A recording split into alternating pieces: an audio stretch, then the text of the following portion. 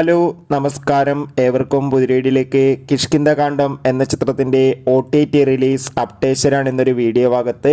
വീഡിയോയിൽ വരുമ്പോൾ video like ചെയ്യുക, ചാനൽ സബ്സ്ക്രൈബ് ചെയ്യുക.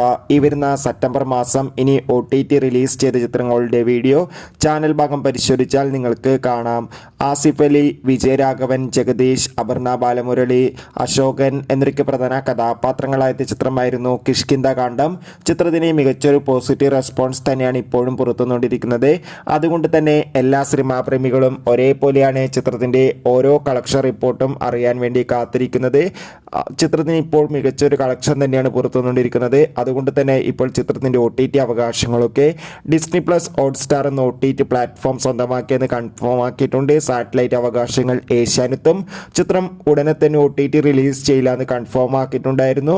അതോടുകൂടി ഇപ്പോൾ കിട്ടുന്ന അപ്ഡേറ്റുകൾ പ്രകാരം ചിത്രം 3 മാസം കഴിഞ്ഞ് OTT റിലീസ് ചെയ്യുമെന്നാണ് അറിയാൻ വേണ്ടി സാധിച്ചിട്ടുള്ളത്. അങ്ങനെയാണ് ഈ ചിത്രം ഡിസംബറിൽ ക്രിസ്മസ് സ്പെഷ്യലായിട്ടായിരിക്കും OTT റിലീസ് ചെയ്യുക.